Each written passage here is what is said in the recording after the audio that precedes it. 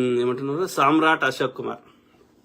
Great analysis, నిజాన్ని నిర్భయంగా చెప్పే మీలాంటి వారి అవసరం సమాజానికి చాలా ఉంది సార్. ఎస్ బ్రదర్, చెప్తూనే ఉందాం. ఓకే, మెరుగైన సమాజాన్ని నిర్మించుకుందాం, అందరూ సంతోషంగా బతుకుదాం. చచ్చిపోయేటప్పుడు ఎవ్వడేం తీసుకోవాడు. ఓకే, అట్లనే నా సలహా ఏంది అంటే, ఇన్ని ఇన్సిడెంట్లు చూసినాం కాబట్టి, వాళ్ళు మూర్ఖులు కాబట్టి, వాళ్ళకి మానవత్వం లేదు కాబట్టి, ఇక్కడ ఈ బ్రదర్ ఏం చేసిండు, తప్పేం చేసిండు, నేను ఒక్కనే పోతా, నాకు ఎక్కడికైనా వస్తా, నేను ఇది చేస్తా అని ఎన్నోసార్లు పబ్లిక్ గా బహిరంగ సభలలో అనౌన్స్ చేసిండు. అది నువ్వు మంచిగా వాళ్ళకి ఒక ఇస్తున్నావు కదా ఇండికేషన్. సో కాబట్టి నువ్వు ఆడ మీటింగ్లకు వచ్చి ఈయన ఎక్కడి నుంచి ఏడిపోతున్నాడు ఒంటరిగా అనేది వాళ్ళు గమనిస్తారు కదా. సో అది వాళ్ళు మోస్ట్లీ వీళ్ళే చేసి ఉంటారు. ఈ యొక్క ఏమంటారు, ఈ చెత్త బ్యాచే ఆర్ఎస్ఎస్ బీజేపీ సంబంధించిన వాళ్ళే. ఒకవేళ అది కాకపోయినా తోటి, ఎందుకంటే ఆయన అన్ని మతాలలో ఉన్నటువంటి జాడ్యాలని, ఈ యొక్క మూఢత్వాన్ని ప్రశ్నించిండు ఆయన ఒక ఇంటెలిజెంట్ గా. ప్రశ్నించినప్పుడు అందులో కూడా మూఢత్వాన్ని అంటే దాన్ని ఇతని యొక్క ఆధిపత్యాన్ని, ఇతని యొక్క నాలెడ్జ్ బోధనని నచ్చని వాళ్ళు కూడా చేసేదేమో. ఎందుకంటే నువ్వు ఏడికి వస్తున్నావు అనేది నీ దగ్గరలకే తెలుస్తుంది కదా. సో తోటి పాస్టర్లు చేసినా ఆశ్చర్యపోవాల్సిన అవసరం లేదు. ఎందుకంటే ఇతనికి పేరు వస్తుంది, ఇతనికి ఎక్కువ గుర్తింపు వస్తుందని. లేదంటే ఈ తోటి పాస్టర్లే ఇతను ఏడికి వస్తుండని వాళ్ళకి ఇన్ఫర్మేషన్ లీక్ చేసిరేమో. తెలియదు మనకు తెలియనప్పుడు మనము ఏది పడితే అది గుడ్డిగా మాట్లాడలేం. కానీ అతను చేసిన మిస్టేక్ ఏంటి అంటే, ఫస్ట్ ఆఫ్ ఆల్ ఒంటరిగా పోవడం, ఓకే, బైక్ మీద పోవడం, అది రాత్రిపూట పోవడం, తర్వాత అతను ఒంటరిగానే పోతా అని అందరికి చెప్పుకోవడం, ఇవన్నీ మిస్టేక్సే. డే టైంలో పోయేది ఉండే, నలుగురు పట్టుకొని పోయేది ఉండే, మంచి బందోబస్తున్న వెహికల్లో పోయేది ఉండే, ఏడిపోయినా అయినా సరే వాడు వచ్చి చేస్తే కొట్లాడతావు, యుద్ధం చేస్తావు, పోలీసులను పిలుస్తావు, ఇంకోటి చేస్తావు. కానీ ఇక ఇప్పుడు ఎటుగాని పరిస్థితి వచ్చాయి. ఇప్పుడు మనకు అవి కరెక్ట్గా మనకు అర్థమవుతున్నాయి, హత్యలాగా కనపడుతుందని. కానీ ఎవరు చేయాలి? ఇన్వెస్టిగేషన్ చేయాలి. చేస్తారా? అక్కడ కూటమి ప్రభుత్వం ఉంది, ఆ కూటమి ప్రభుత్వం నడిపిస్తుంది బీజేపీ వాళ్ళు కాబట్టి అది నిష్పక్షపాతంగా ఏనిస్తారా? డౌటే. ఆ రిపోర్ట్లన్నీ తారుమారు చేస్తే అయిపోయాయి. ఏముందల్లా యాక్సిడెంట్ చిత్రీకరిస్తారు. కత్తిమేస్తే ఏమైనా అయిందా? అట్లే ఇలా ఎంతో మంది హత్యలు చేసిన వాళ్ళకి శిక్షలు పడుతున్నాయి, విచారణకే వస్తలేవు. ఆమె 27 ఏళ్ళ నుంచి కొట్లాడుతున్నది ప్రత్యూష వాళ్ళ అమ్మ, విచారణకు వస్తుందా కేసు?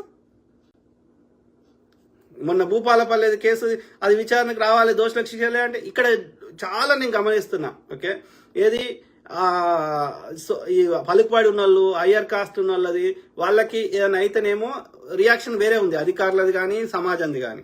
అదే బీసీ ఎస్సీ ఎస్టీలకు సంబంధించిన వాళ్ళకి ఏమైనా అయితే సమాజం పెద్దగా రియాక్ట్ అయితే లేదు, మీడియా కానీ. ఎందుకంటే మీడియా అన్ని వాళ్ళ కంట్రోల్లో ఉన్నాయి, ఆ యొక్క న్యాయవాదులు వాళ్ళే ఉన్నారు, జడ్జిలు. సో అన్ని సిస్టమ్స్ వాళ్ళ చేలు ఉన్నప్పుడు ఆ వే ఆఫ్ రియాక్షన్ డిఫరెంట్ ఉంది. మొన్న మనందరం రియాక్ట్ అయినాం. మా యొక్క చిలుకూరి బాలాజీ రంగనాథ స్వామి మీద దాడి చేస్తే అది తప్పు అని అందరం రియాక్ట్ అయినాం. ఆయన కూడా ఒక మతానికి చెందిన వ్యక్తే కదా, రైట్? మరి ఆయన మంచి వ్యక్తి, పాపం ఏమంటారు, సెక్యులర్ భావజాలం ఉన్న ఆయన, అందరి సమానత్వం బోధించే ఆయన అని చెప్పి అందరం రియాక్ట్ అయినాం, ఏదో తప్పు అని చెప్పి. మరి ఈ కేసులో కూడా యొక్క ముఖ్యమంత్రులు, మంత్రులు, ఆ యొక్క సమాజంలో ఉండే పెద్దలు, సామాజిక కార్యకర్తలు, మీడియా సంస్థలు రియాక్ట్ కావాలి కదా. DC same reaction. అందుకే అంటున్నా, ఇదేంటంటే సబ్ కాన్షియస్ లెవెల్స్లో డీప్ రూటెడ్గా వేల సంవత్సరాల నుంచి ఈ వివక్ష అనేది డీప్ రూటెడ్గా ఉన్నది. నిన్న నేను వీడియోలో కూడా మాట్లాడినా. ఏది, మధ్యప్రదేశ్లో ఒక బ్రాహ్మణుడు ఒక గిరిజన మీద ఉచ్చబోసాడు.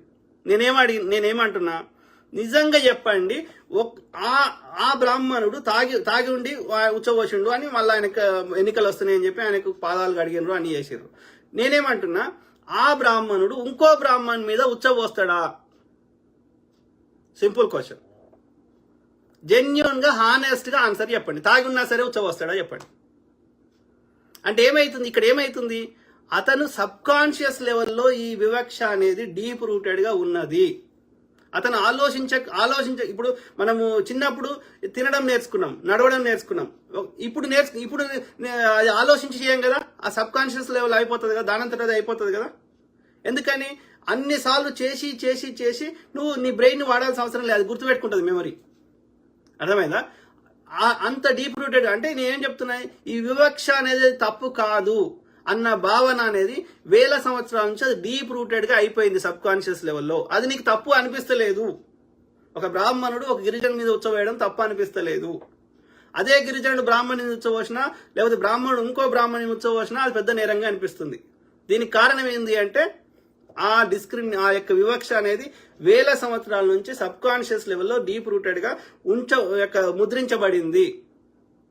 అది పోవాలంటే మనలాంటి అందరూ ఏమంటారు సమన్యాయాన్ని కోరుకునేవారు అందరూ అనునిత్యము ప్రజల్ని ఎడ్యుకేట్ చేస్తూ ఆ వాళ్ళ లోపల చైతన్యహీనమైనటువంటి కాన్షియస్నెస్ ని మేల్కొల్పాల్సిన అవసరం ఎంతైనా ఉంది.